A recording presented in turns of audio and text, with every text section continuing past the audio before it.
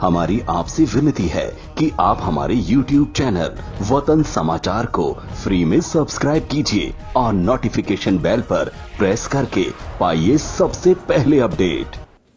तो रिपब्लिक की डेफिनेशन समझने के लिए हमें ये बुनियादी बात सबसे पहले समझनी पड़ेगी, और जो हम शायद किसी ना किसी